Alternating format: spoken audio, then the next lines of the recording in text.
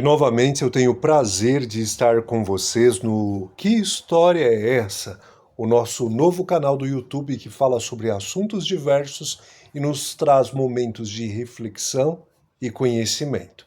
Muito obrigado, seja bem-vindo, seja bem-vinda. Se você está aqui pela primeira vez, esperamos que retorne mais vezes e mais do que isso, se inscrevam no nosso canal para receber vídeos como esse em primeira mão. Vamos falar hoje sobre Esparta. Quem eram os espartanos? Sociedade, a economia desse povo. Inclusive no filme Os 300, com Gerald Butler, foi imortalizado no cinema a história desses bravos guerreiros da Grécia Antiga.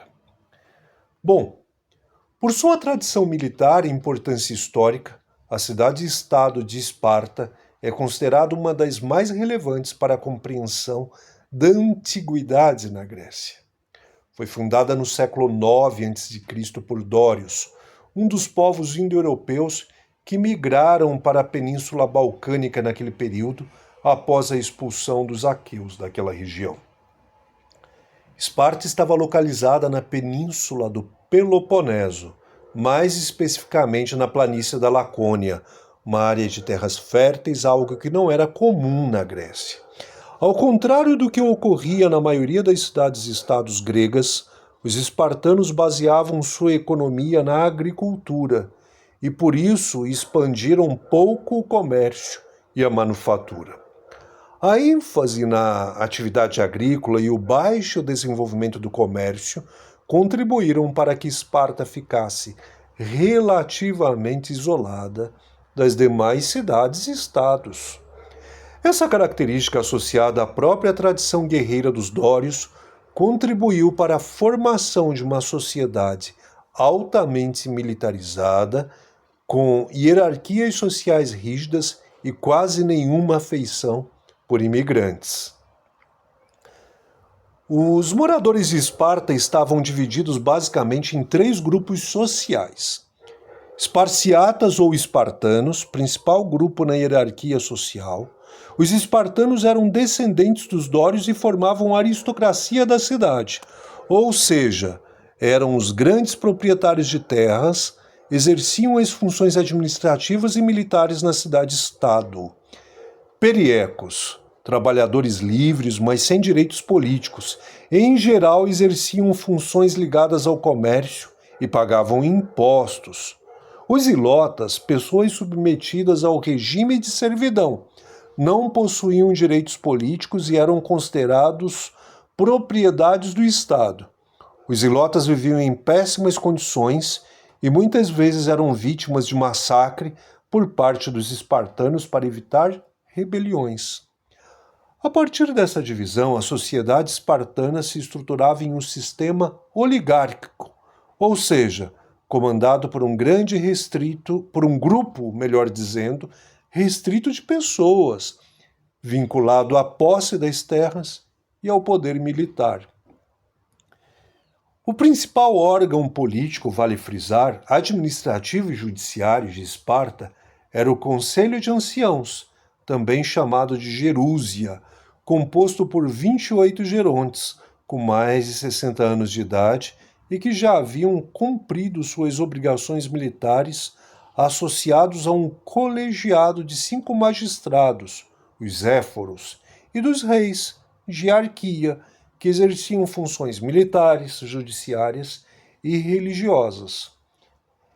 Já em virtude de sua estrutura social, Esparta era uma cidade-estado extremamente militarizada, algo que fazia parte da educação comandada pelo Estado. Os recém-nascidos que apresentavam alguma deficiência física eram sacrificados, pois os espartanos acreditavam que eles não poderiam cumprir com suas funções militares. Por volta dos 8 anos de idade, os meninos deixavam suas famílias e passavam a receber treinamento militar do Estado. Sim, em uma jornada que envolvia pesados treinamentos físicos e de táticas de guerra, o que durava cerca de 10 anos. Dessa forma, dos 18 aos 60 anos, quando eram dispensados do serviço militar para ocupar outras funções administrativas, todos os espartanos faziam parte do exército. Aos 20 anos de idade, adquiriam os direitos de cidadão e deveriam se casar até os 30. Por sua vez, embora não tivessem funções militares, as mulheres de Esparta também eram educadas desde a infância para serem esposas de guerreiros. Isso mesmo. Esparta viveu seu auge entre os séculos 6 e 5 a.C., e com o fim das guerras médicas, 499 e 449 a.C., entre gregos e persas, viu acirrar sua rivalidade com Atenas, uma cidade-estado que ocupava uma posição hegemônica na Grécia.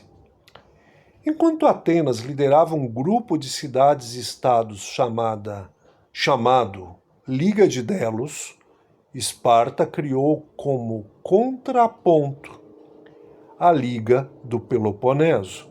O acirramento dos conflitos entre as polis gregas resultou na Guerra do Peloponeso, que durou de 431 a 404 a.C., opondo-se principalmente às cidades de Atenas e Esparta. Após longos anos de conflito, os espartanos conseguiram a vitória e impuseram sua hegemonia sobre a Grécia, dissolvendo a Liga de Delos. Essa hegemonia chegou a ser contestada novamente por Atenas, que voltou a se impor como dominante por um breve período, mas posteriormente foi derrotada pela cidade-estado de Tebas. A imensa fragilidade das cidades-estados gregas, provocada por anos e mais anos de conflitos, facilitou a invasão da Grécia por Filipe II, rei da Macedônia, que fica na região norte do país.